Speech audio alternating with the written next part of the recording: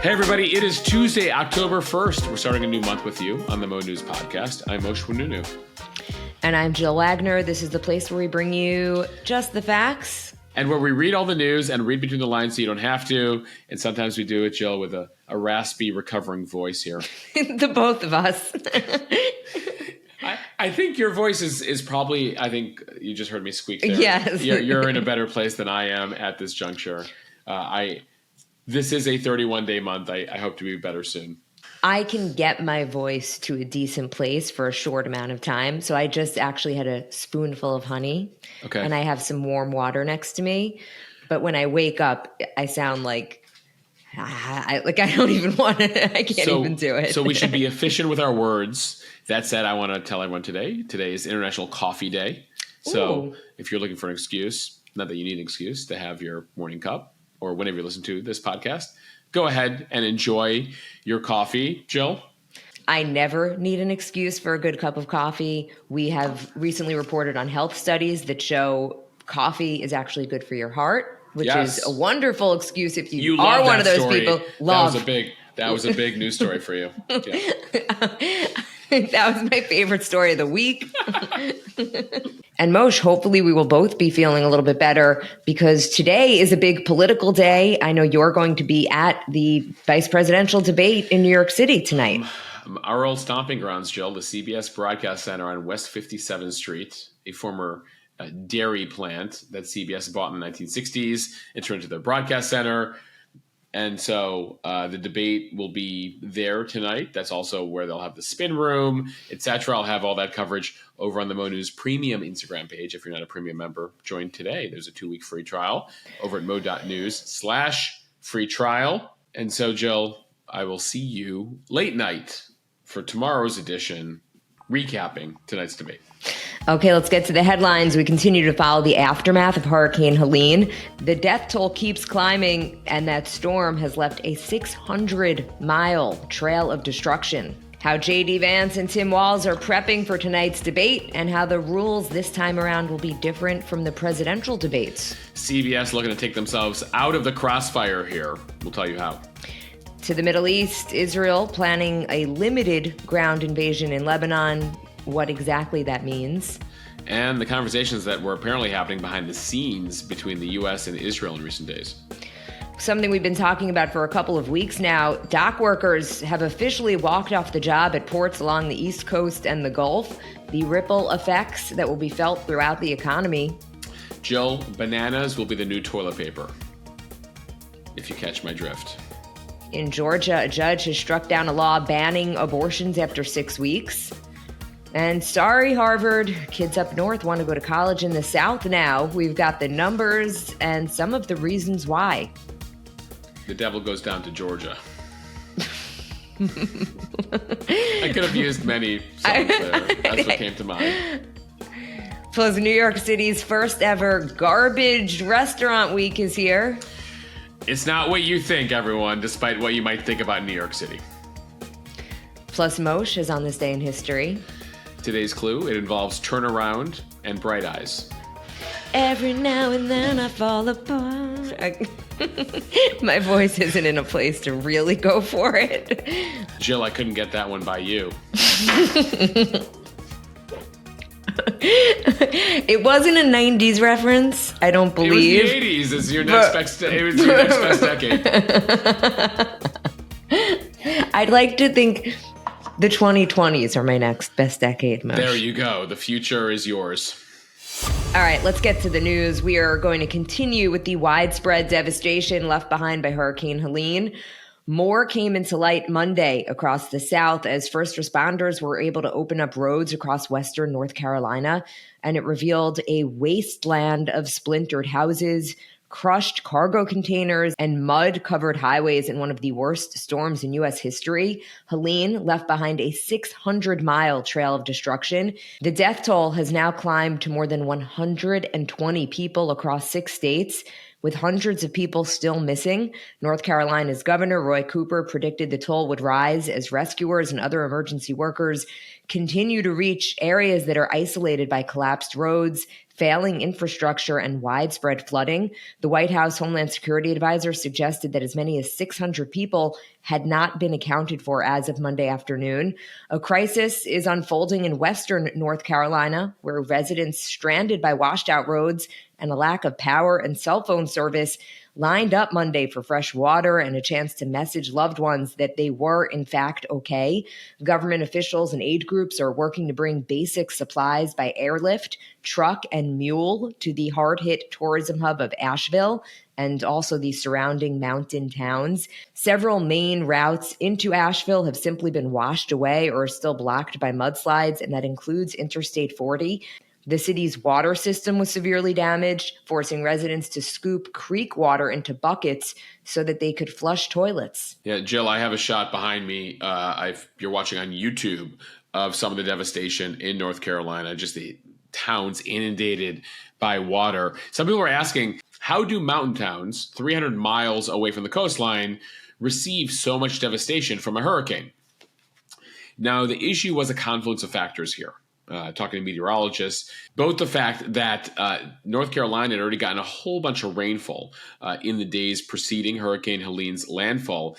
And then as Helene entered higher elevations there, the cooler air of the Appalachian Mountains caused even more rain to fall. So Asheville and many surrounding mountain towns were built in valleys, leaving them especially vulnerable to devastating rain and flooding here. Plus, as I mentioned, the ground was already saturated to begin with, which led to these rivers hitting record levels they haven't seen in hundreds of years, and the mudslides across the region. Jill, I should note that also the northeast quadrant of a hurricane tends to have its strongest rain and winds, and that's the part that went over western North Carolina there.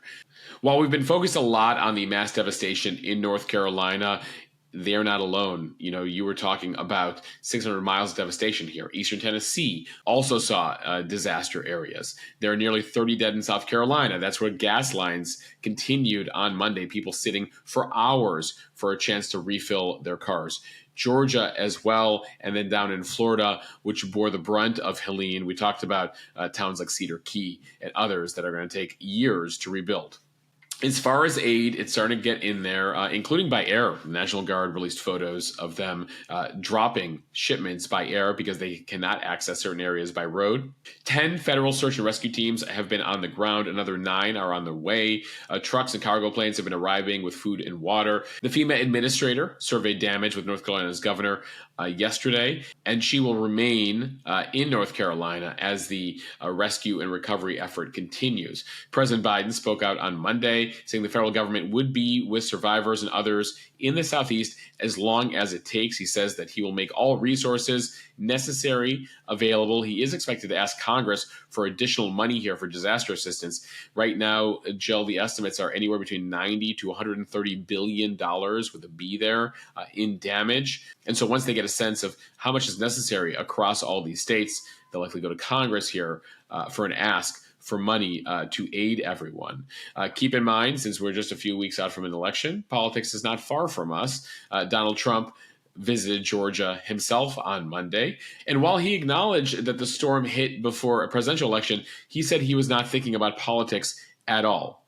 Except he then proceeded during his event yesterday to claim that no one can find Joe Biden, no one can find Kamala Harris, and they're not doing enough. In fact, he also claimed that the Georgia governor has been trying to call President Biden and can't find him, even though the Georgia governor, Kemp, who happens to be a Republican, had said the previous day that he spoke to Biden and Biden promised him everything that he needs and more, and said to call him at any time if he needs anything.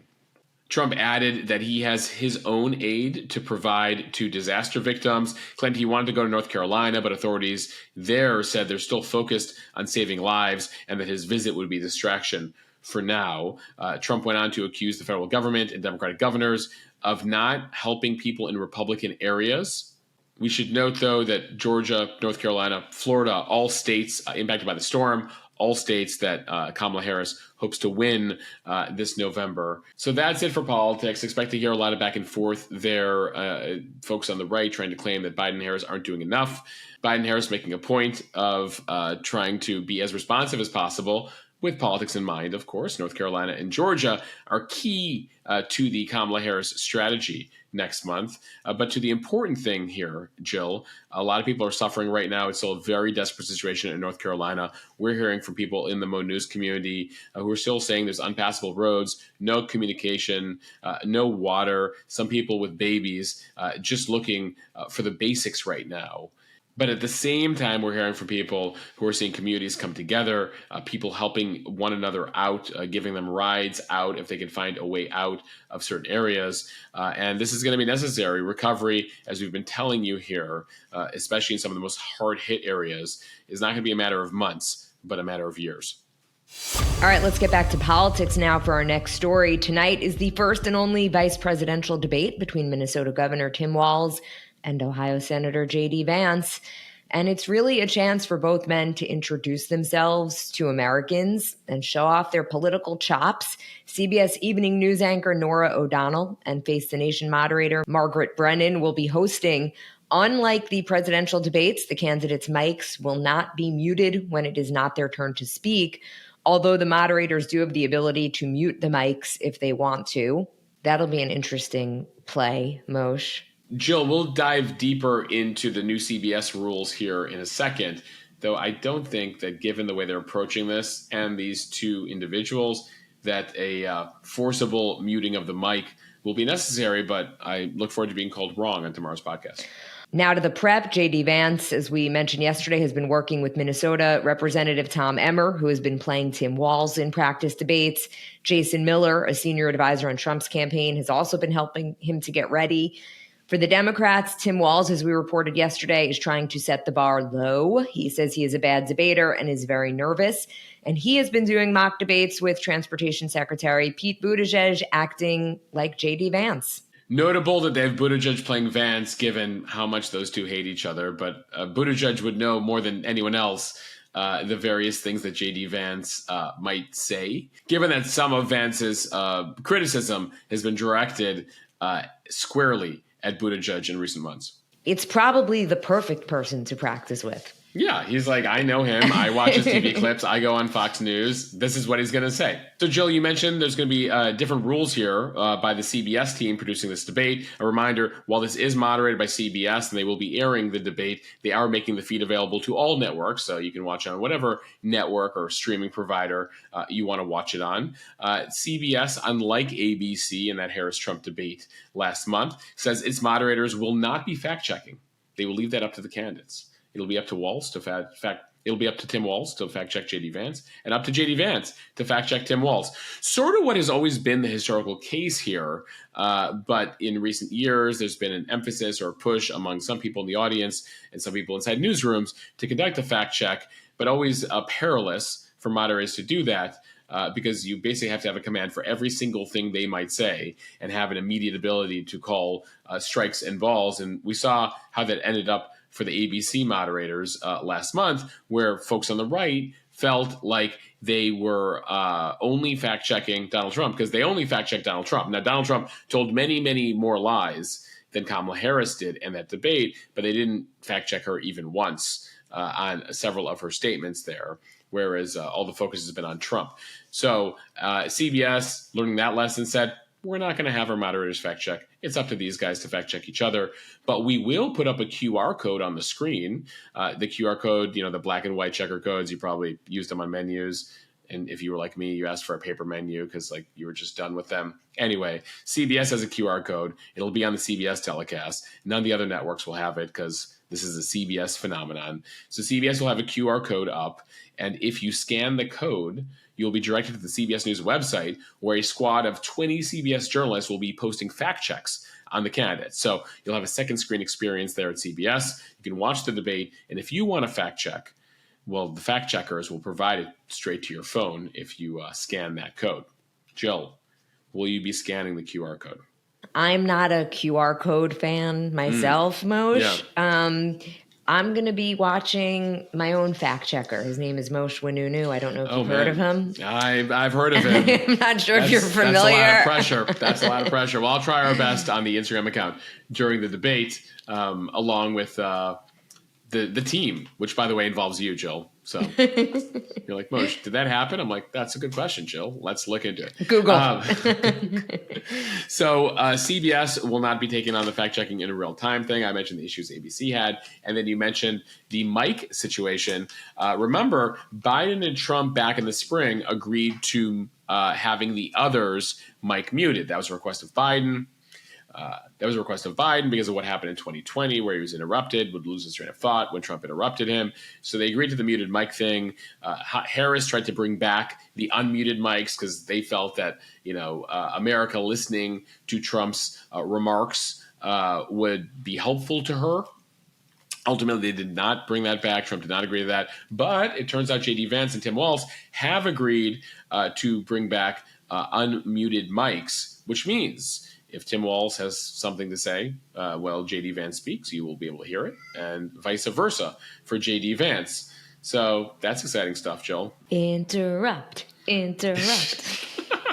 Look, I'm not trying to be totally immature, but it is those moments that usually are the ones that make news and make it a little bit exciting. Make it a little interesting, like Tim Walz huffed 15 times. Exactly.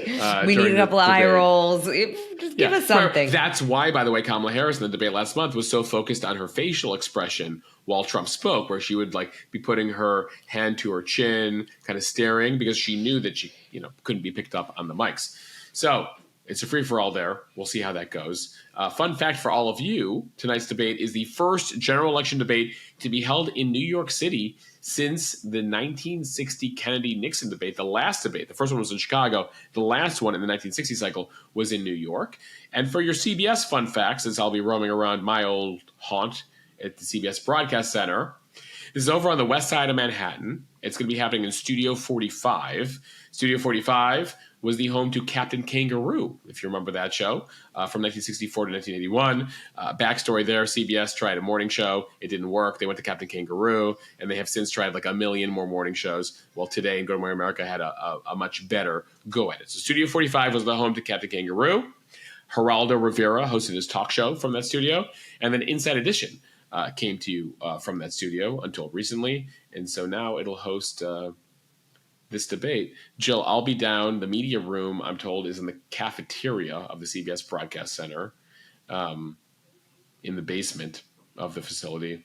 And then there's a spin room, which served as one of my temporary newsrooms while we were doing a renovation at some point. So tune into Mo News Premium for fun CBS trivia and New York content. Because we'll see how tight security is, Jill, and how much I can really roam around the building. It's those narrow hallways that I remember where they literally would have cows walking through them. Not when we worked there, before we got there. Many, many moons ago. It's a rude way to refer to the fellow reporters there. These cows. No, we kid. They stopped with cattle, I'm told, in 1962, and then CBS moved from Grand Central Station to that broadcast center the following year. Time for the speed read from NBC News. Israel is planning a limited ground operation into Lebanon that could begin imminently. By the time you listen to this podcast this morning, Israel informed the U.S. that the incursion into southern Lebanon could begin immediately, and that the goal is to push forces associated with the Hezbollah terrorist group away from the Israeli border and target their infrastructure, including underground tunnels, missile stockpiles, and weapons. According to U.S. officials, the offensive will be limited in duration and scope, possibly beginning again as early as tonight and lasting for days, not weeks. And the geographical reach will also be limited. The Israelis already have a small-scale ground mission with their special forces. Israel was planning for a larger invasion, but after U.S. officials urged them to reconsider during extensive conversations over the weekend, they have decided to scale back. Yeah, apparently there were intense talks, what's been described as intense talks between the U.S. and the Israelis over the weekend. It's not clear what the Israelis initially planned, but we know that this will be, quote unquote, smaller commando special forces, that type of operation. Some of them are already inside Lebanon at this point in some of the tunnels that Hezbollah has been digging there for decades. U.S. officials had expressed concern that even if an Israeli ground invasion of Lebanon was temporary and limited, it could morph into something larger and longer term over time. As we know, the big concern in the Middle East and in this recent conflict is all about escalation here. Hezbollah, I should add, is not that popular in Lebanon. The majority of Lebanese, if you look at polling and you talk to them, whether they're Christians, Sunni Muslims, Druze, not big fans of Hezbollah, which represent the Shia Muslim community, while it is a growing community.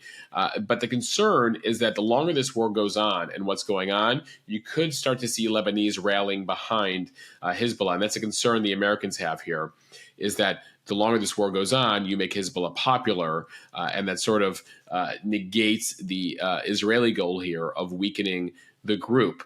Jill, one remarkable headline that caught my attention that gives you a sense of how unique the situation is. The Lebanese army, which has always been super weak and looked at that way, and looked the other way when it comes to Hezbollah, have pulled back from their own border of Israel. They've pulled back at least 3 miles, anticipating a potential Israeli ground incursion here. So you have the Lebanese army that says, we're not going to defend the border here because we're not going to be able to deal with this. And by the way, the Lebanese army has been there on the border as they've watched Hezbollah, a terrorist group that lives in their nation, conduct attacks on Israel. And it's always been on the Israelis to say that Lebanon, hey, why don't you take care of this group? Lebanon effectively has not, or hasn't been able to for a couple decades here. And so that's where things stand. So we're going to watch developments there. Jill, we should add, though, that this is taking a major toll on the Lebanese population. Whether they hate Hezbollah or whether they like Hezbollah, more than 1 million Lebanese civilians have been displaced by the fighting so far, hence the concern there from Americans and others that this could lead to them rallying around Hezbollah because they've had to leave their own homes here. The Israeli military on Monday ordered the immediate evacuation of civilians from homes in southern Beirut, up there in the capital in Lebanon, in an area that's controlled by Hezbollah. An IDF spokesman saying, you're located near interests and facilities that belong to Hezbollah. For your safety and with the safety of your family, you need to at least move at least 500 meters away from various residential buildings. And for the most part here, the Israelis have given a heads up to areas being bombed. That has not been the case in all scenarios. I've been talking to folks and friends in Lebanon. They say that, they are seeing, huge groups of people come in to cities, people who've been displaced by the fighting this far, who lived in Hezbollah strongholds. It's stuff you haven't seen since the 2006 war.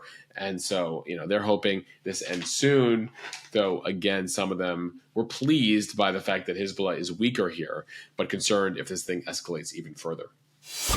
From the Associated Press, the union representing more than 45,000 U.S. dock workers walked off the job at midnight, kicking off a strike that will shut down ports from Maine to Texas. 36 ports down the East Coast and Gulf Coast, which all together handle about half of the goods shipped into and out of the United States, shuttered operations. The work stoppage threatens to significantly hurt the nation's supply chain, potentially leading to higher prices and delays in goods reaching households and businesses, especially if it drags on for weeks. The workers' union blamed the United States Maritime Alliance, which represents the ports, for continuing to, quote, block the path toward an agreement before the contract deadline. They haven't been in talks, by the way, for months. As we told you about, if drawn out, this strike would force businesses to pay shippers for delays and cause some goods to arrive late for peak holiday shopping season, potentially impacting delivery of anything from toys or artificial Christmas trees to cars, coffee, and fruits. Jill, cherries, I'm told, will be impacted here. Bananas. We don't grow many bananas here in America. And so they all come in through the East Coast. A whole number of vehicles, depending on if you're looking to buy a car this fall or winter. Volkswagen, among the brands, they're impacted. Also, liquor. Remember, many of your favorite liquors, beers, wines, come from abroad, come in through those East Coast ports. We're talking German beer, French wine, Scotch, Irish whiskey, rum, tequila. Again, not an immediate impact here, but if this lasts a while, this could be impacted. Also, Jill, chocolate comes in through those East Coast ports. A lot of it. Halloween is coming up. Again, it's unclear how long this will last or whether we have enough in stock to take us through Halloween. But you can imagine that over time, if Americans start to experience shortages of things like booze and chocolate, well, I know that would make Jill very unhappy. Booze, coffee, chocolate, And by the way, my house goes through about 30 bananas a week, and that's not even an exaggeration. Frozen, start freezing them now. I'm thinking about it, and I buy frozen bananas anyway for smoothies and things like that. We just go through an extreme amount of bananas. I remember my dad came over once and was like, "What is happening on your counter? Are you guys going to eat all of those?" And I'm like, "They will be gone." Hence the conversation that, listen, we're not telling you to do a run on bananas at your local grocery store, but Jill might be calling bananas the new toilet paper when it comes to just stocking up. Like, Jill, do you have any of those bananas? You're like, yeah, I have a separate freezer. I've frozen a few of them for you. I guess you have to peel the banana and then slice it and then freeze it. Is that how it would work? Typically, you could do that. You could freeze the whole thing, though, if you want to, without the peel. All right, I guess I know what I'm doing later today. So in all seriousness, though, this doesn't just have an impact here on the U.S., on the economy, small retailers, people selling various goods. This has far-reaching economic effects, given all the ports impacted here. You know, you're talking about New York. You're talking about New York, New Jersey. You're talking about Boston. You're talking about all the Florida ports. You're talking about all the Texas ports. Jill, this is a very big deal, and it impacts both importing and exporting. Those of you in the UK and in Europe who have huge trading relationships with the U.S., you can expect shortages of things you get from America in the coming weeks here, depending, again, on how long this is drawn out. Among the demands here by the union, they want higher wages. We're talking about 70% plus a wage increase over the next few years. They also want a total ban on automation of cranes, gates, and trucks. They're very worried about automation because that means less jobs for the union workers. And so they want the ports to guarantee that humans, no matter the technology that's available, will continue to be used for loading and unloading here. So how does this end? Well, they got to come to a deal. They haven't talked in months.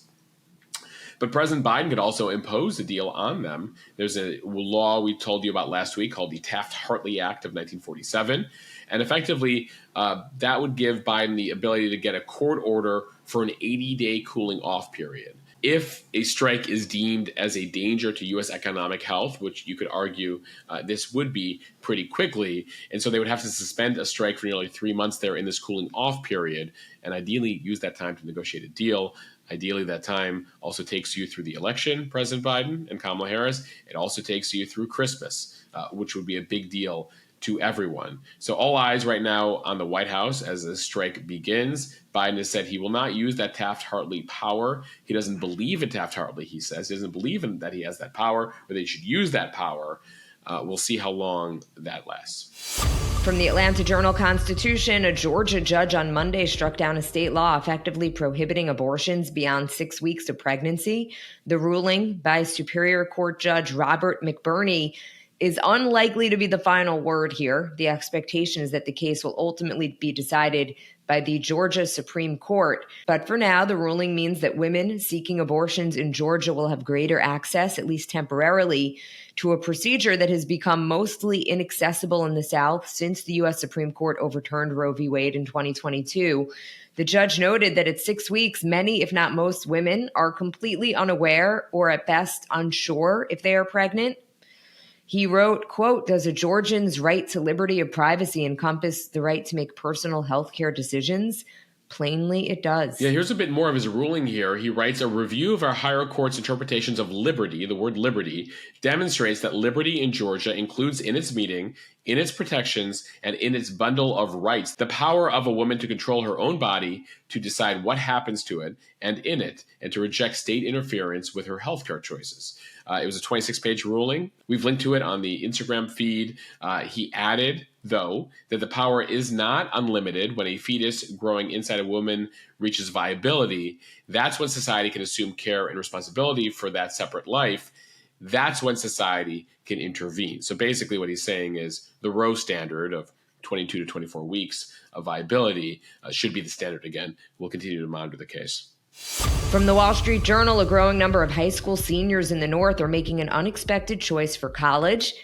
They're heading to Clemson, Georgia Tech, South Carolina, Alabama, and other universities in the South. Students say they are searching for the fun and school spirit emanating from the South on their social media feeds.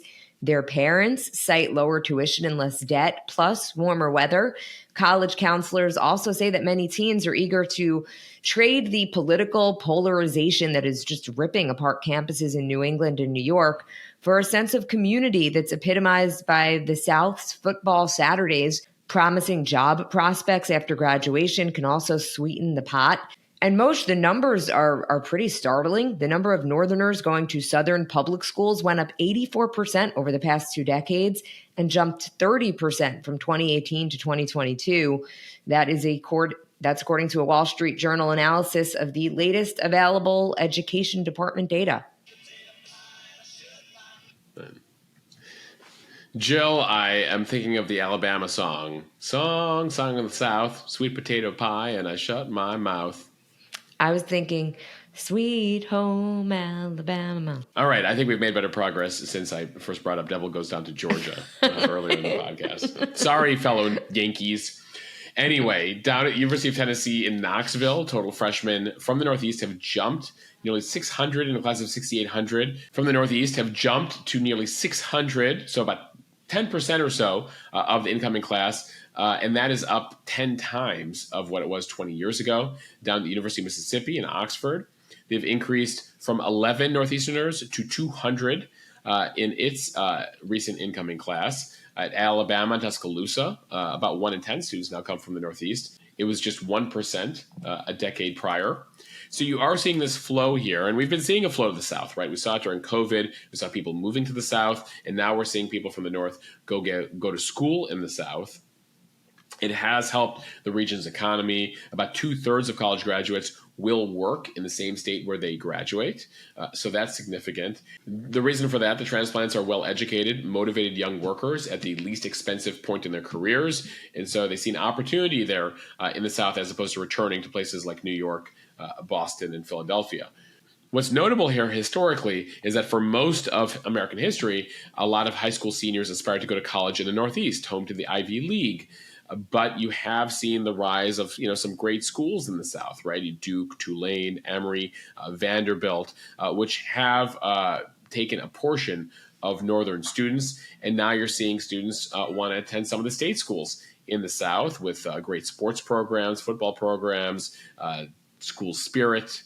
Jill, they have a reputation down there in the South. They know that at college you got to go to class and learn some stuff, but also have some fun while you're at it. I think we did a pretty good job of that at Michigan, too. You guys are known as a great party school up there, yes. But we don't have the weather. Correct. And I do think that there probably is something to what the guidance counselors were saying, that just the politicized environment at so many of these schools in the North, it might be turning some kids off. They might not want to deal with that. They want to go to school, get an education, party, go to some football games, and that's it. Yeah, I was bringing up some of the less serious stuff, but I think affordability is a real issue, right? And then this political correctness gone awry. The feeling on some of these campuses in the Northeast that you literally cannot have certain opinions, that certain opinions cannot be debated anymore, that you have to have a certain viewpoint, a very progressive viewpoint, if you are to be able to even be social on those campuses. And so I think you see some kids saying, let me try something different. Keg stands at 11 a.m. on a Saturday it is. Well, Jill, that was your Saturday at Michigan. Oh, was that just us? And finally, from the New York Post, a dozen of New York City's most celebrated restaurants and bars have accepted the challenge to make dishes out of food that normally would have gone to waste. So the goal here is to produce no food waste for an entire week as part of the first ever Make Food Not Waste Restaurant Week. It is pegged to the citywide mandatory composting program that starts this week. So kitchens across the Big Apple are getting creative to reduce, reuse, and recycle their ingredients in the tastiest way possible for a week through this Saturday. Participating locations include some of the top restaurants in the city, some Michelin approved like Musket Room, Loring Place, Razdora, and Winson. Food, by the way, the single largest item in landfills. It produces methane, a greenhouse gas that's more potent than carbon dioxide and a significant cause of climate change. And it's an issue that's very dear to many chefs' hearts and tummies. So, so while food waste is inevitable while you're cooking, it doesn't mean that you can't do better, and that's the challenge these chefs have taken on. The new Make Food, Not Waste Restaurant Week editions utilize trims, peels, and scraps from other dishes to inspire new offerings. So, one example here, the team at Karima, the restaurant, is using all of the kampachi fish. The fillet is featured in the crudo. The bones are charred over the grill that's used to create the corn husk dashi on the tasting menu. And the heads and the collars of the fish are braised and used in an empanada. So they're trying to utilize all the food, some of the food that they would typically throw away, along with incorporating all the food here. The restaurants are also going to be utilizing food recyclers. They're also going to be utilizing mill food recyclers, which dry and grind food scraps to be used in composting process or turned into chicken feed. So they're really trying to prove a point here that restaurants can be better about food waste in this country. All right, now time for On This Day in History. We start in 1949. Mao Zedong, the leader of the Communist People's Liberation Army, proclaims the establishment of the People's Republic of China in Beijing. On this day in 1957, the motto "In God We Trust" began appearing on U.S. paper currency. It replaced E Pluribus Unum. And the big push there, Jill, why we went to "In God We Trust." At the time, the Cold War had begun. We were facing off in America against the godless communists who did not believe in God. And so President Eisenhower and Congress said, let's reinforce how we are with God here in America by putting God on our money. On this day in 1958, happy birthday, American Express card. The American Express Company issued its first charge card in the US and Canada to give traveling customers more flexibility. At the time, you could only use it to purchase airline, steamship, sign of the times, cruise tickets, and you had one caveat. You had to pay off the balance in full every month. Eventually, of course, that would go on. Credit card companies realized they could make a lot more money if they didn't make you pay your bill every month and charged you a bit of interest. The first card was paper. They eventually make it plastic in 1959. We should note American Express actually more than 170 years old. It started as a freight company. Now to the 1970s, Walt Disney World opened today in Orlando, Florida on this day in 1971. And Jill, a happy birthday special shout out today to former President Jimmy Carter, who turns 100 today. Jimmy Carter, born on this day in 1924. He will be celebrating the birthday, Jill, defying the odds. He has now spent 19 months in hospice care and counting. His grandson earlier this year said that he might only have a few days left, but Jimmy Carter, still going.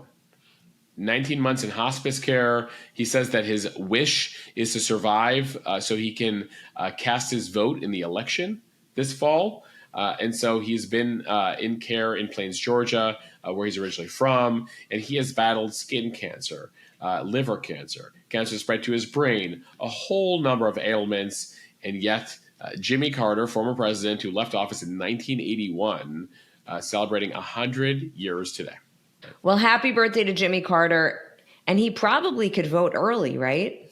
Yeah, but then imagine the controversy in a state like Georgia if he doesn't make it to election day and he votes early and they're like, well, how many people died before? Anyway, who knows? Jimmy, what a horrible thought. We're rooting for you to make it to your wish to be able to vote in just one more presidential election. And Jill, we end with music news as always on this day in 1982.